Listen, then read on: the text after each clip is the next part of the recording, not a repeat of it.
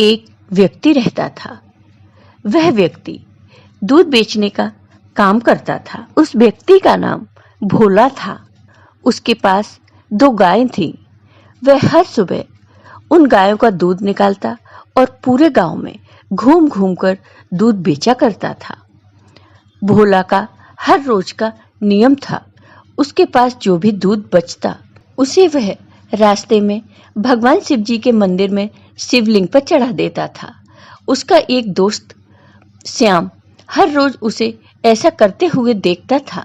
एक दिन उसके मित्र ने उससे पूछा कि तुम इतनी मेहनत से पूरे गांव में दूध बेचती हो, फिर जो दूध बच जाता है उसे शिवलिंग पर क्यों चढ़ा देते हो?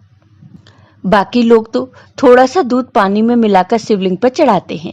तुम भी बाकी बचे हुए दूध का दही, पनीर और घी बनाकर बाजार में बेचा करो, इससे तुम्हें बहुत फायदा होगा। तब भोला ने कहा, श्याम, मैं पूजा पाठ नहीं जानता, मैं तो भोले बाबा की भक्ति करता हूँ।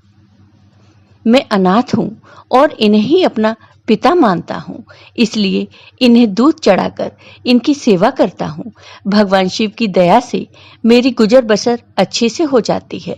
श्याम उसे बहुत समझाता है, लेकिन वह नहीं मानता और हर दिन बचा हुआ दूध शिवलिंग पर चढ़ा देता था। एक दिन वह शिवलिंग पर दूध चढ़ा रहा था, तभी मंदिर के पुजारी ने कहा, बेटा, हर दिन तुम महादेव का अभिषेक दूध से करते हो। तुम्हारी क्या मनोकामना है जिसके लिए तुम यह सब कर रहे हो? तब भोला ने कहा, मुझे भोलेनाथ से कुछ नहीं चाहिए, मैं पूजा पाठ तो जानता नहीं हूँ। मैंने कुछ लोगों को पानी में दूध मिलाकर चढ़ाते देखा तो मुझे लगा कि भगवान शिव पानी मिला दूध पीकर कमजोर न हो जाएं, इसलिए मैं इन्हें शुद्ध दूध चढ़ा देता हूँ। यह सुनकर पुजारी बाबा हंसने लगे।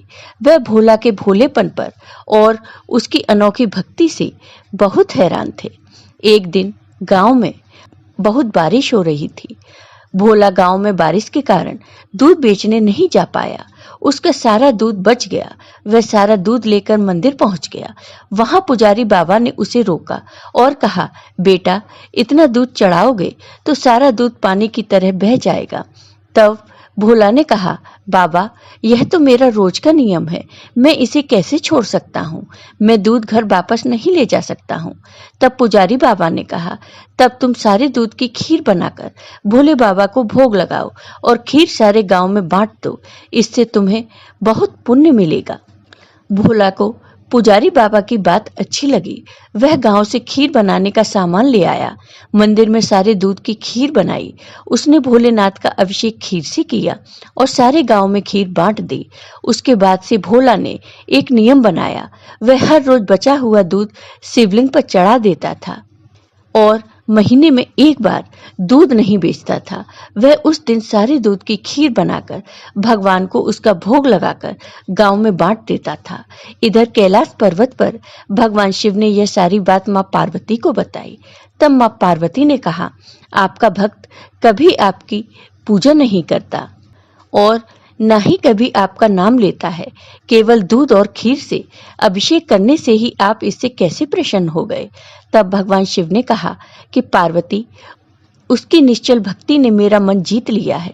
इस संसार में हर कोई मेरी भक्ति और पूजा किसी कामना से करता है, लेकिन मेरा यह भक्त मुझे अपना पिता मानकर मेरी पूजा करता है और यह मेरी चिंता करता है कि कहीं पानी मिले दूध से मैं कमजोर न हो जाऊं, इसलिए यह मेरा अभिषेक शुद्ध दूध से करता है। तब मां पार्वती ने कहा, भगवान, तब हमें इसकी परीक्षा लेनी चाहिए। भक्त की परीक्षा लेने के लिए भगवान शिव और मां पार्वती ने एक सेठ सेठानी का रूप लिया और भोला के घर पहुंच गए। भगवान शिव ने भोला से कहा, दूध वाले, हम तुमसे हर दिन सारा दूध दुगने दाम पर खरीद लेंगे और दूध बेचने के लिए तुम्हें पूरे गांव में भागना भी नहीं पड़ेगा। हमारे नौकर यहीं से दूध ले जाएंगे और यही तुम्हें उसका मूल्य दे देंगे। यह सुनकर भोला ने कहा, ठीक है सेठ जी, लेकिन मैं तुम्हें सारा दूध नहीं दे सकता। मेरी गायें जितना दूध देंगी उसमें से थोड़ा दूध मैं भगवान शिव के अभिषेक के लिए रखूंगा, बाकी आप चाहें तो खरीद सकते हैं। तब मां पार्वती ने कहा, हमें तो बहुत सारा दूध चाहिए, इसलिए सारा दूध दे दो, भले ही दाम 4 गुना ले लो। तब भोला बोला, नहीं, मैं अपने भोलेनाथ को भूखा नहीं रख सकता।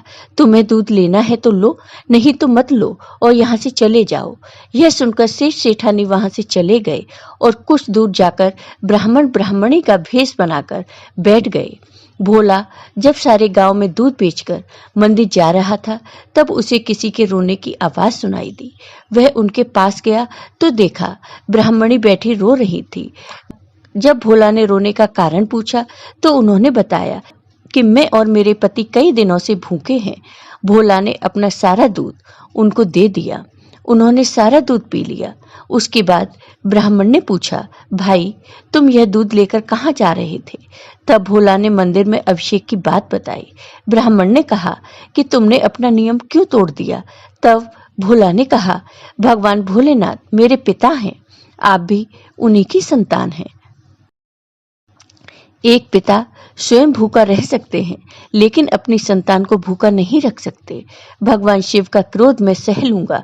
तभी भगवान शिव और मां पार्वती अपने असली रूप में प्रकट हो गए। भगवान शिव को देखकर भोला उनके चरणों में गिर पड़ा।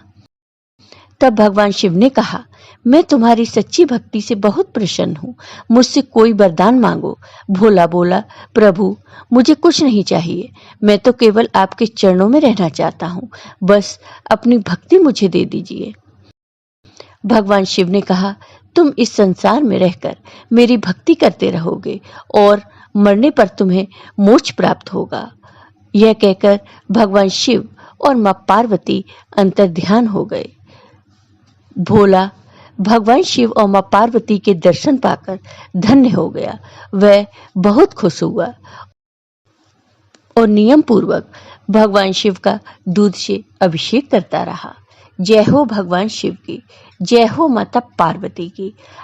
तो हे भगवान शिव, हे मां पार्वती, जैसे आपने भोला पर अपनी कृपा की, वैसे ही अपने सभी सच्चे भक्तों पर अपनी कृपा सदा बनाए रखना। आपको ये वीडियो पसंद आया हो तो कमेंट बॉक्स में कमेंट करके जरूर बताइए।